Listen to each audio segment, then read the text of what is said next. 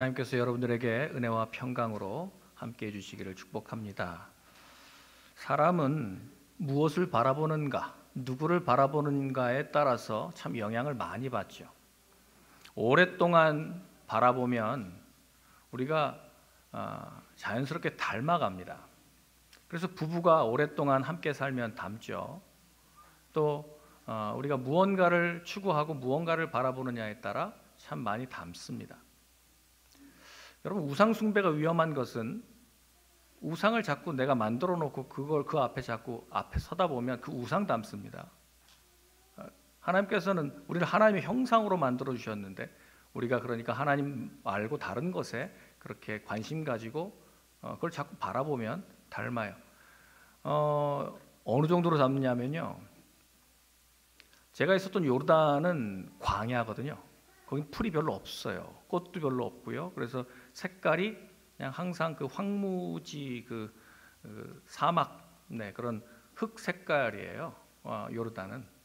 제가 요르단 1년 정도 딱 지나고서 한 교회에서 이제 저를 후원하시기 원해서 1년 만에 한국으로 들어가서 이제 그 파송 예배 때문에 들어간 적이 있는데, 그 1년 지났는데 제가 얼마나 그리웠었는지. 뭐가요? 그린 컬러가 너무나 녹색이 사무치도록 그리워서 한국에 갔는데 막 눈이 정화되고 마음이 정화되는 거예요. 여름에 갔기 때문에 온통 막 푸르더라고요. 한국이 고속도로를 달려도 푸르더라고요. 얼마나 그게 저한테 치유를 줬는지 모릅니다. 요르단 사람들은 잘 웃지 않아요. 자연을 닮은 거죠. 돌, 광야. 웃질 않습니다, 사람들이. 그런데 반면에 이집트 사람들은 참 낙천적이고 잘 웃습니다. 이집트 사람들은 같이 살거든요. 이집트 사람들도 많거든요. 이집트 사람들은 왜 이렇게 변할까? 왜 이렇게 다를까? 봤더니 이집트는 꽃이 만발해요. 거기는 나일강이 있거든요. 강가에서 사니까 꽃들이 피고 변화무쌍해요. 그런 모습들이. 정말 사람은 자연을 닮는구나. 우리는 아이와를 닮았겠죠? 무언가를 보면 닮아요. 근데 오늘 17절 말씀해 보면 좀 부담스러운데, 너희는 나를 본받으라 이렇게 말합니다. 형제들아, 너희는 함께 나를 본받으라. 저는 자신이 없습니다. 저를 본받으라고 말씀할 자신이 없어요. 근데 사도 바울은 그렇게 말씀하셨네요. 빌립보 교인들한테 함께 나를 본받으라. 이 말이 그 심미메테스인데, 미메테스는 지난번에 제가 에베소서 강의할 때 말씀드렸어요. 미믹, 흉내내는 자라고, 모방하는 사람이라고. 그러니까 내가 사도 바울을 잘 보고 사도 바울을 따라하라는 얘기예요. 그게 본입니다. 본.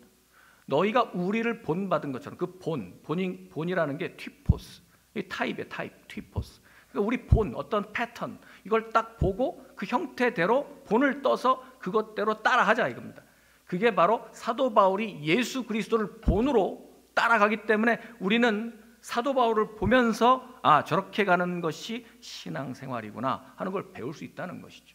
그러니까 예수 그리스도가 우리의 궁극적인 본이요, 예수 그리스도를 본받아 따라가고 있는 사도 바울을 통해서 그의 제자인 디모데와 에바브로디도 같은 제자들이 사도 바울의 본을 따랐고, 그분들이 이제 목회를 하는 이 빌립보에서는 그 목회자들을 보면서 또 그들이 본을 받고 예수 믿는 건 이렇게 하는 거구나 배웠다는 겁니다.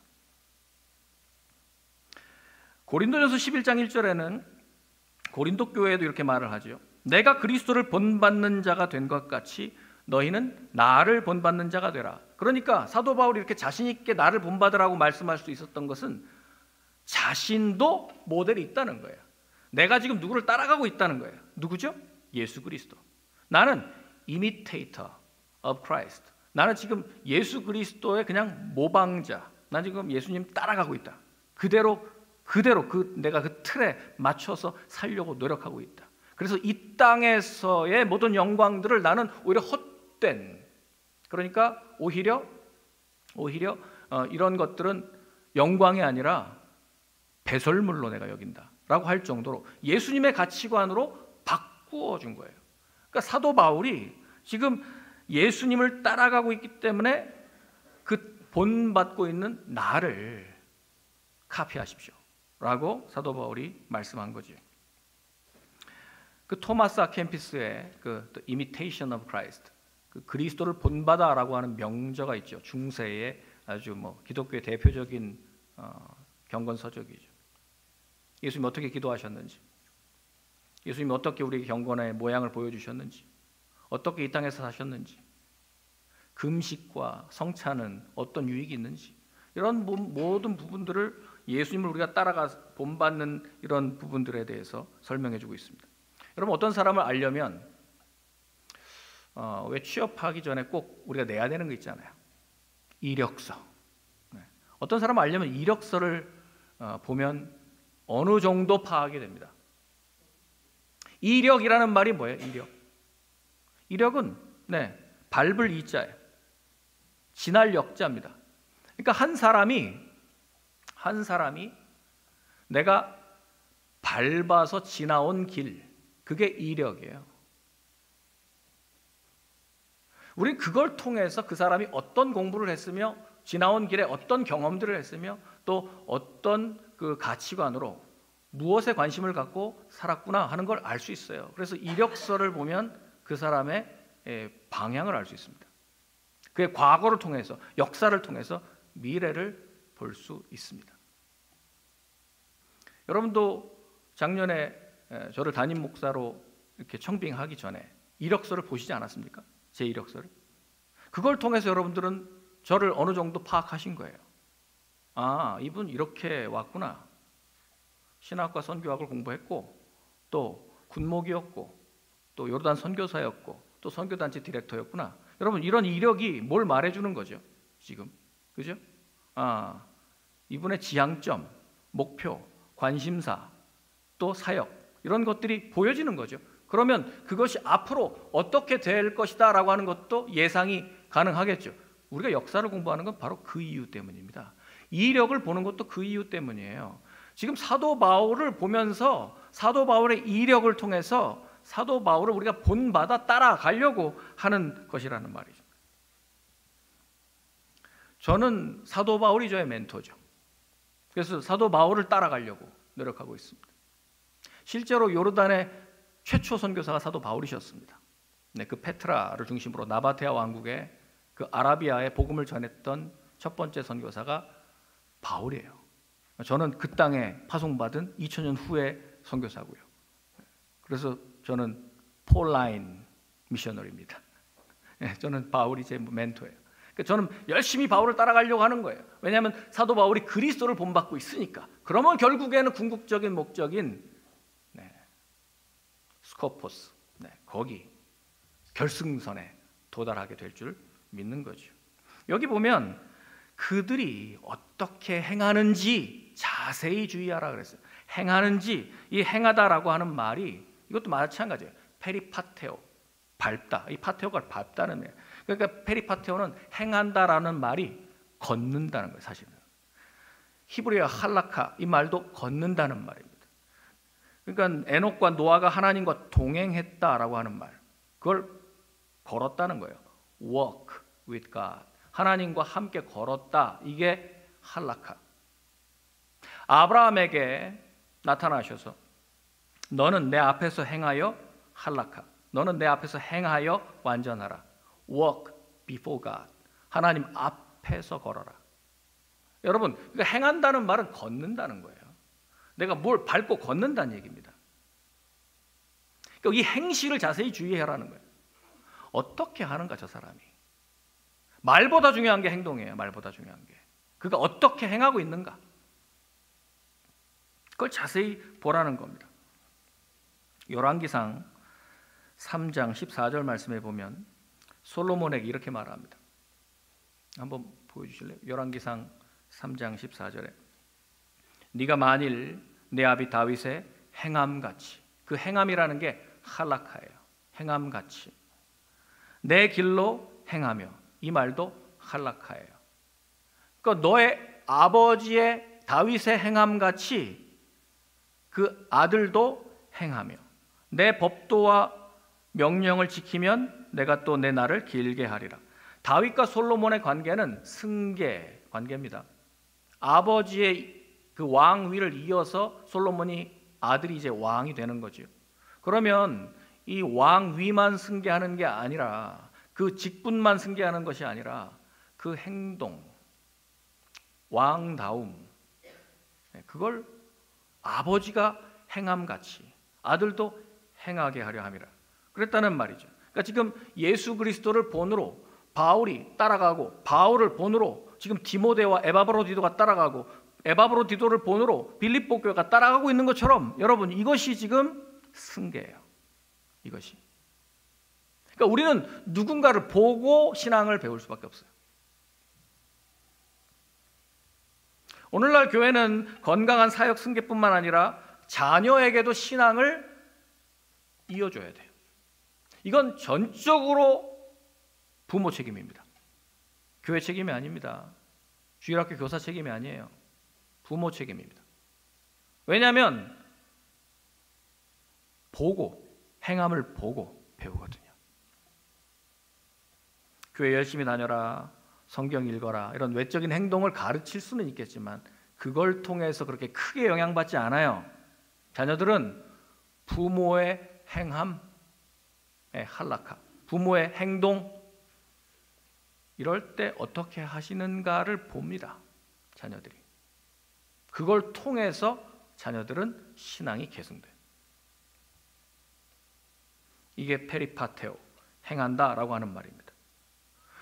자세히 그들의 행하는 것을 주의하여 살펴야 되는 까닭은 그 반면교사, 반대가 되는 모델들도 행하고 있기 때문에, 그 다음 구절을 보면 십자가의 원수로 행하는 자들이 나오는데 그들도 행한다라고 해요.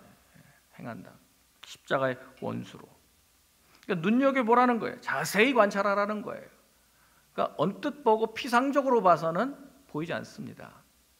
겉으로 보면 사도 바울이나 에바브로디도 같은 목회자들이 참 별 볼 일 없었어요.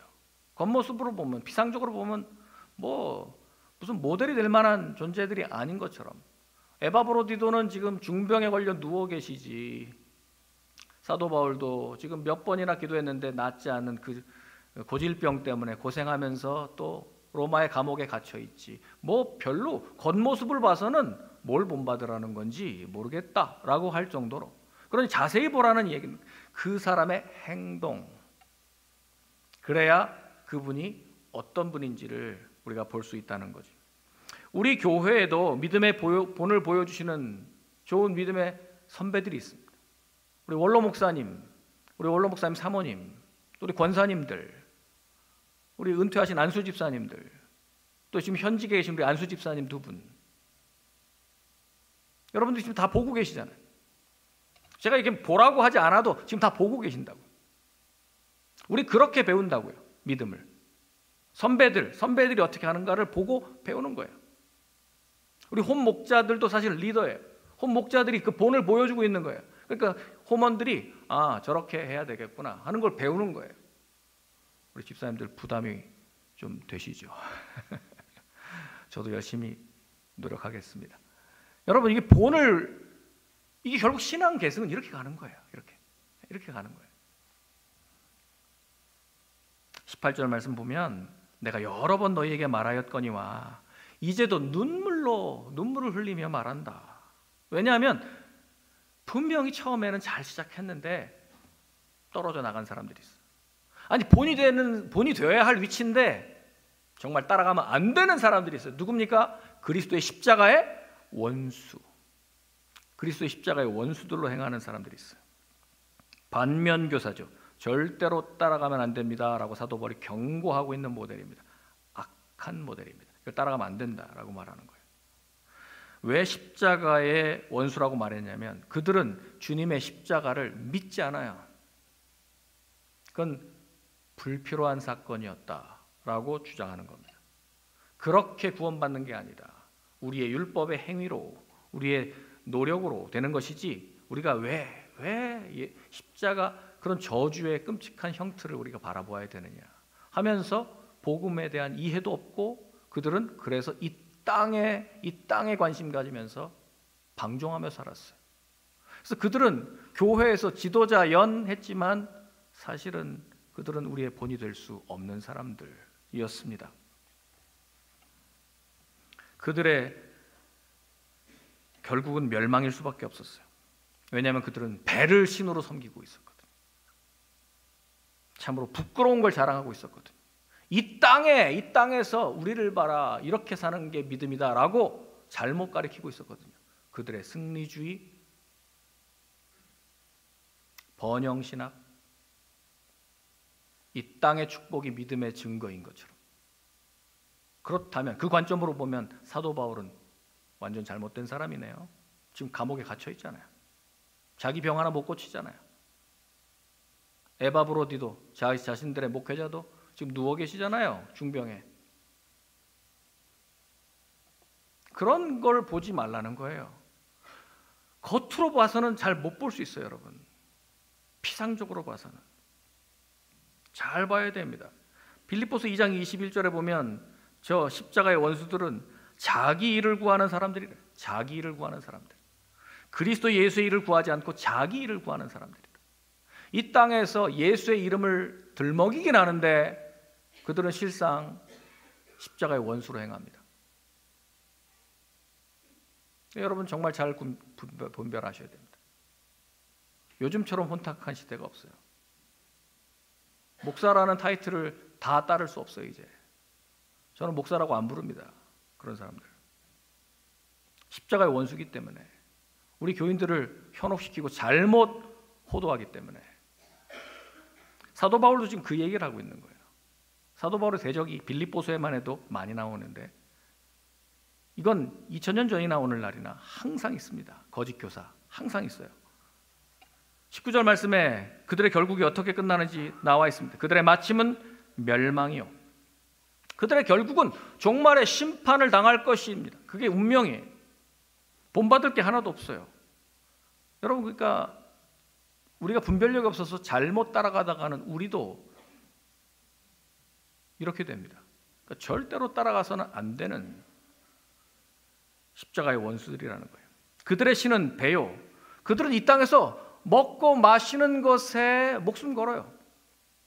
이 땅에서 먹고 사는 게 전부인 것처럼 그들은 행합니다.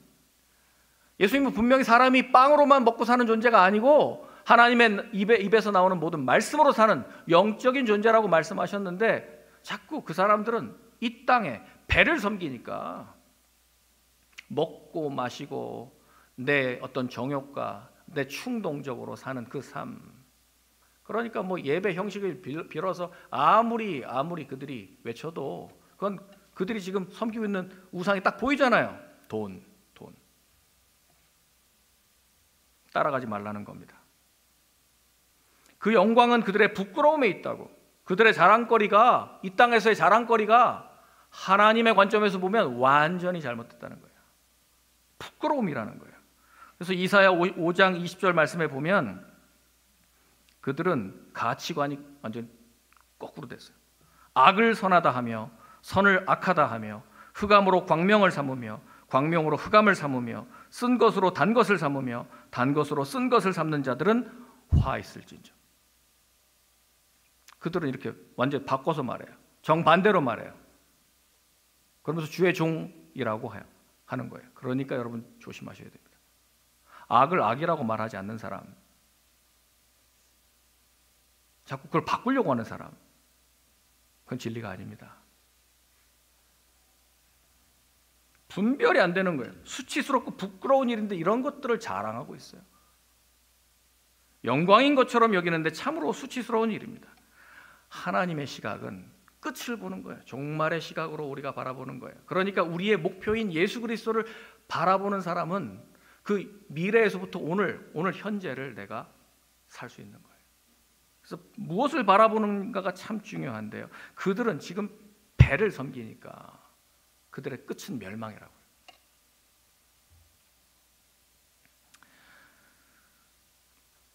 성경이 말하는 종말은 악인이 득세하고 의인이 고난받는 이 땅의 부조리를 바로잡는 신원, 하나님이 원통함을 언제 풀어주시겠습니까? 라고 하는 그 신원이 바로 종말입니다. 심판 날에 반드시 뒤집어집니다. 뭐가 진짜인지 그때 다 드러납니다. 그러니 지금도 우리가 예수 그리스도를 바르게 보고 있으면 우리는 그 미래의 기준을 맞춰서 내가 오늘을 살 수 있어요. 근데 그걸 놓치면, 그 시각을 놓치면 우리는 이 땅에서 우리 주변의 사람들에게 현혹될 수 있습니다. 특별히 지도자 하는 사람들 가운데서도 이게 믿음이라고 따르라고 하는 사람들을 따라갔다 하는 그들의 멸망은, 그들의 끝은 멸망이에요. 사도 바울은 이전에 자기가 자랑으로 여겼던 이 세상에서의 그 자랑거리들이 얼마나 많았습니까? 학식도 자랑할 만했고 그의 모든 배경이 다 출중했었습니다. 바리새인 중에 바리새인이요. 가말리엘 문화생이에요. 율법에 정통한 사람이었습니다. 그러나 예수 그리스도를 만난 이후에 그는 관점이 바뀌었어요. 기준이 바뀌었어요. 목표가 달라졌습니다. 그래서 이전에 자기가 자랑하던 모든 것들을 다 배설물로 여긴다. 그는 눈이 바뀌었어요. 세상의 영광이 부끄러움이 된 거죠.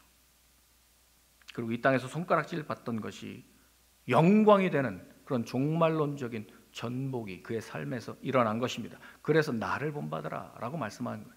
그 얘기는 사도 바울의 외모를 보라는 얘기가 아니에요.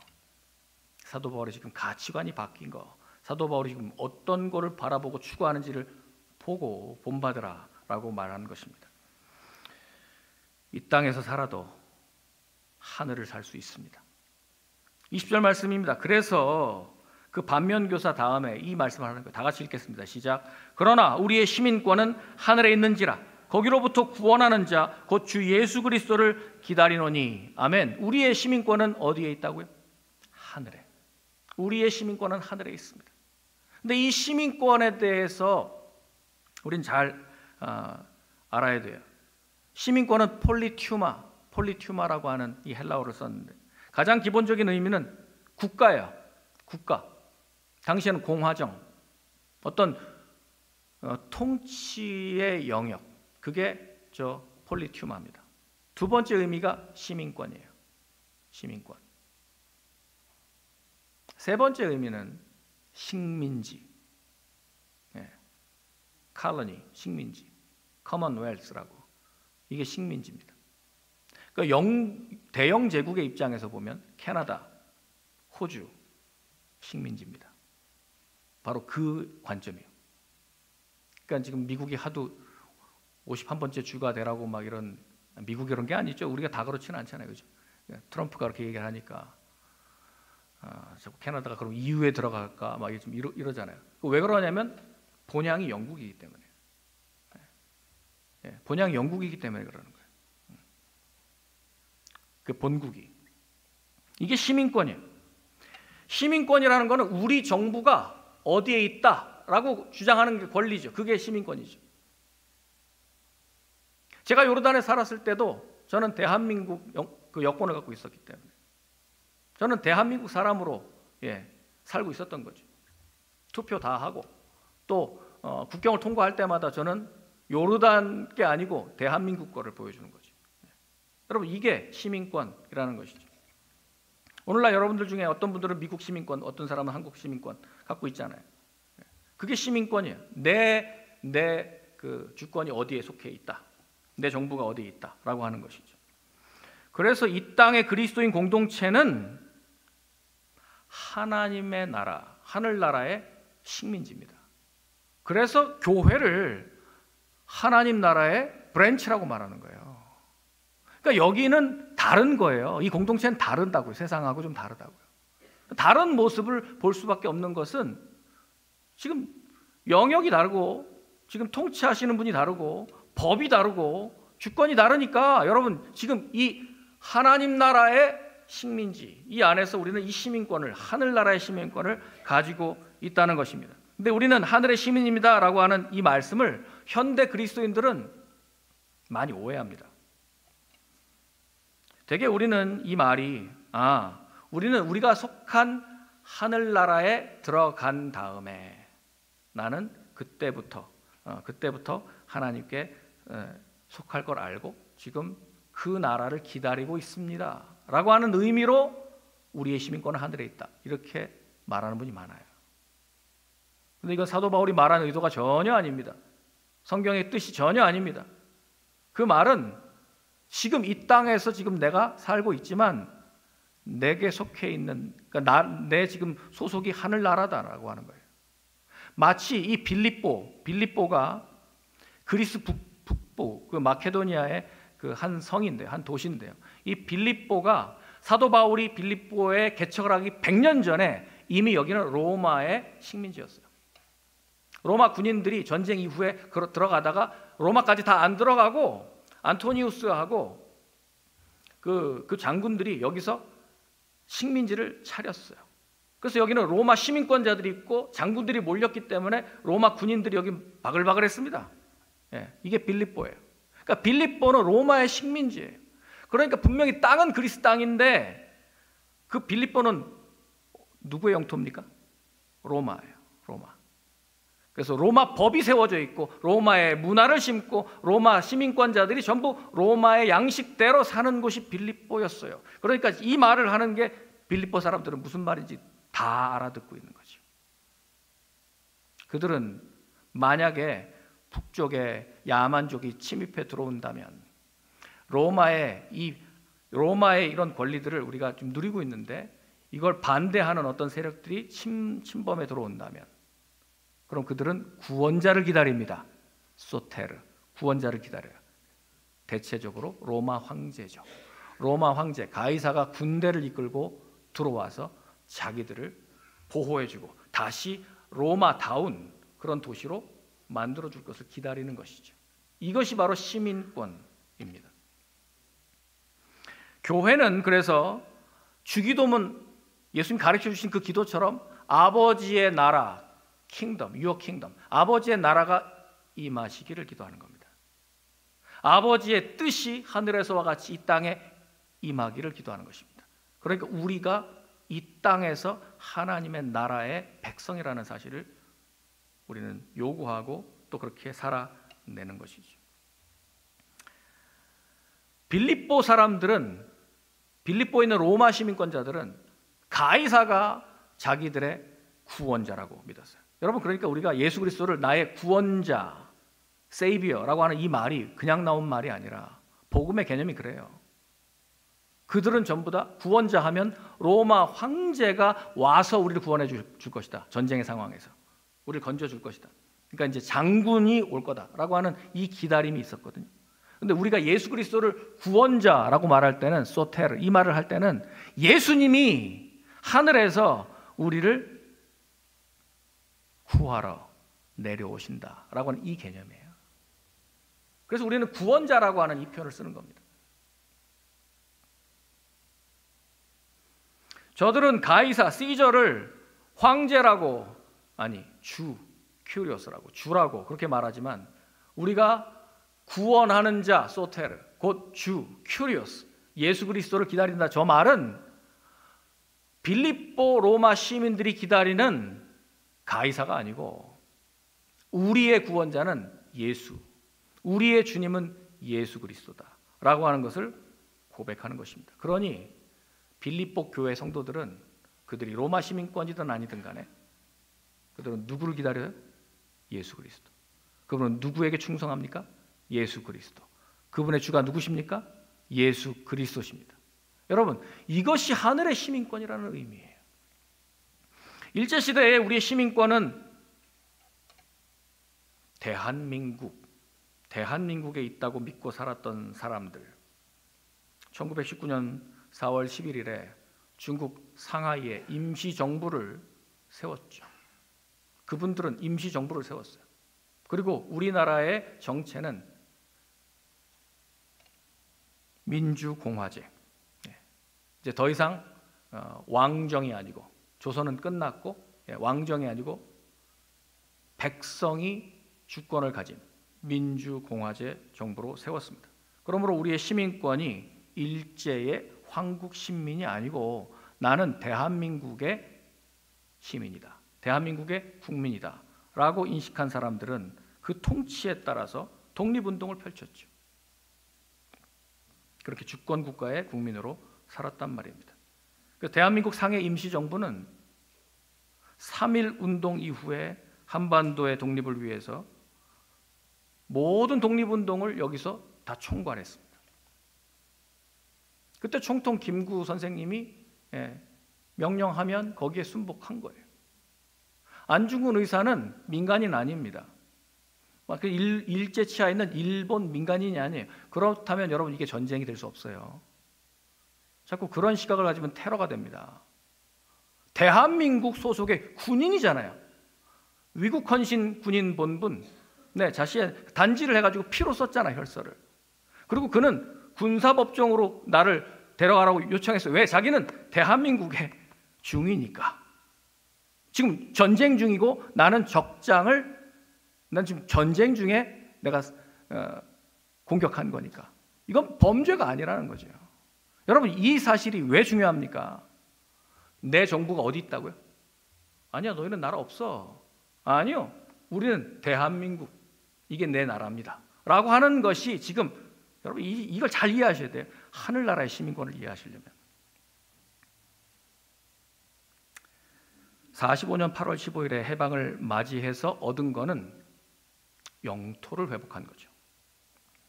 그러므로 현행 대한민국 헌법은 대한민국 임시정부의 법통을 계승하고 있다고 명백하게 밝히고 있습니다.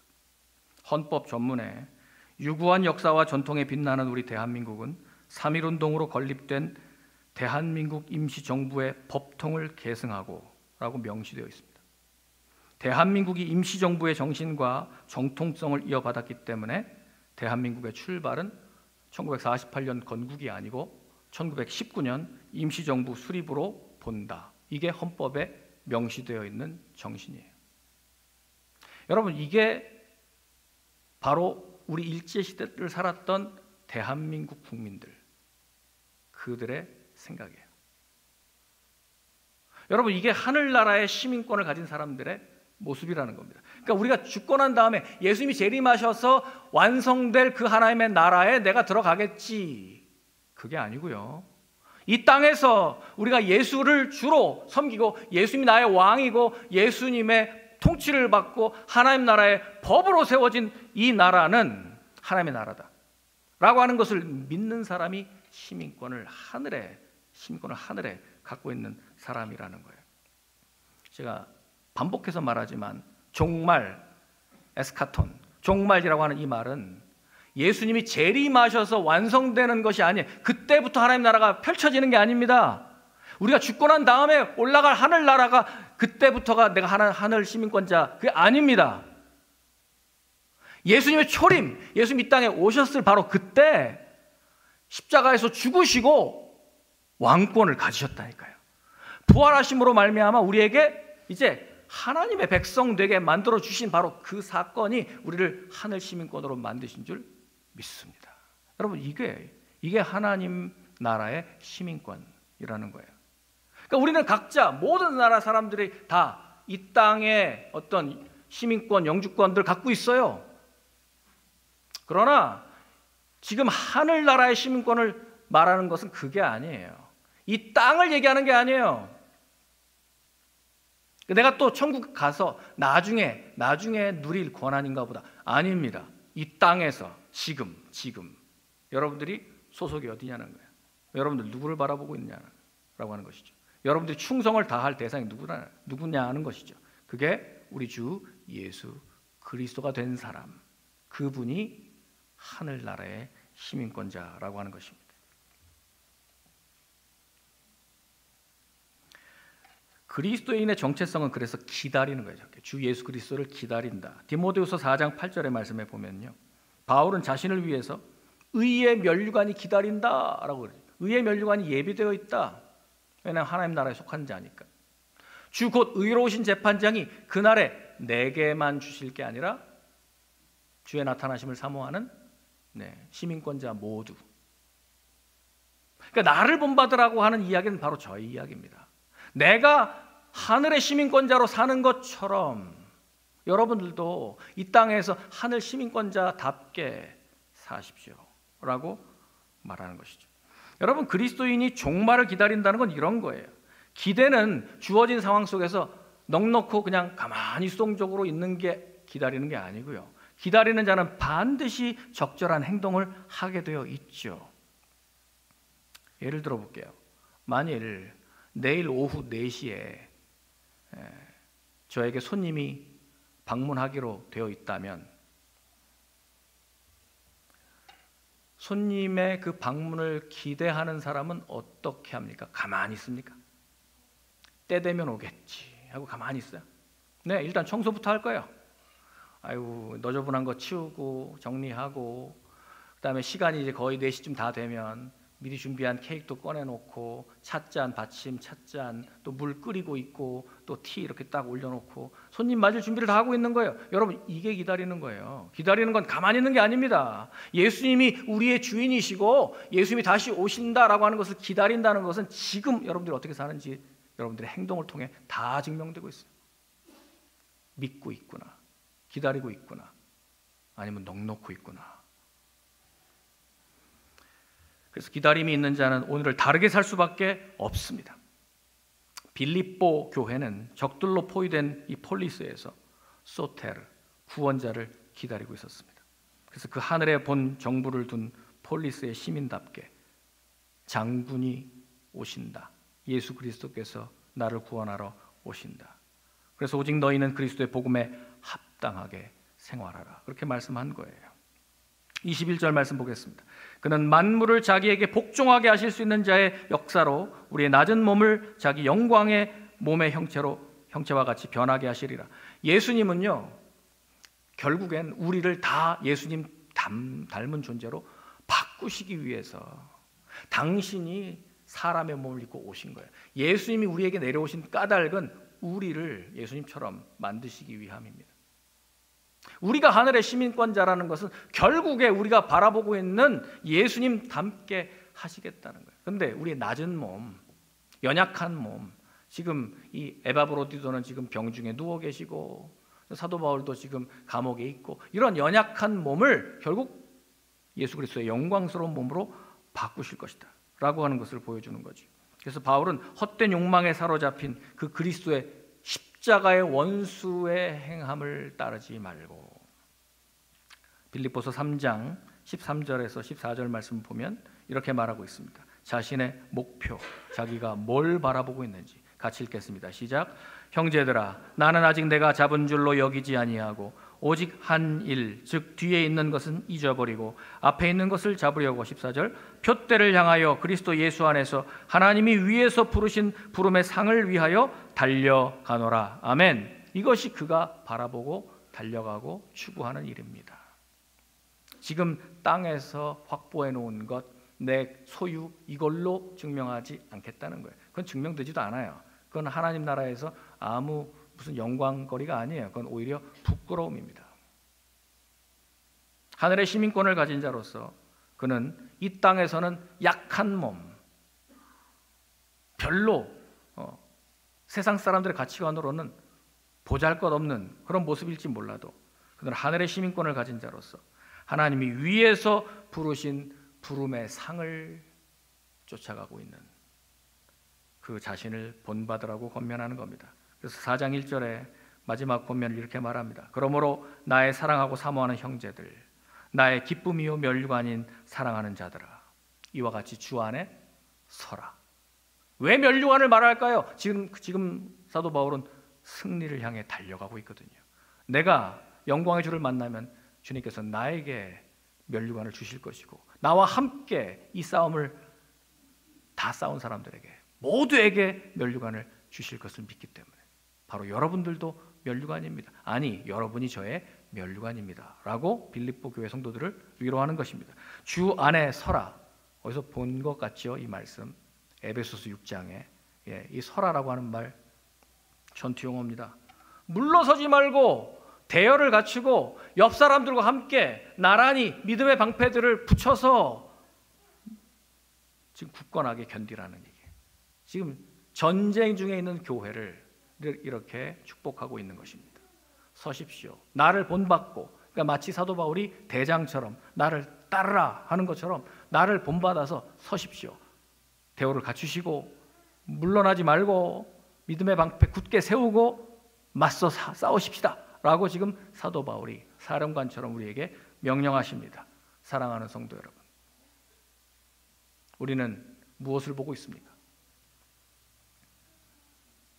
세상을 바라보고 사는 삶, 그 끝은 멸망입니다. 본향을 바라보고 하늘 시민권자로서 사는 삶의 끝이 바로 영생인 줄 믿습니다. 여러분, 무엇을 바라보고 누구를 바라보십니까? 예수 그리스도를 바라보시고 또 믿음의 선배들인 바울과 같은 그 선조들을 본받고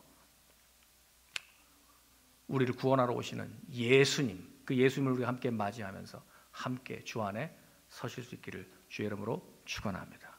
이 시간 함께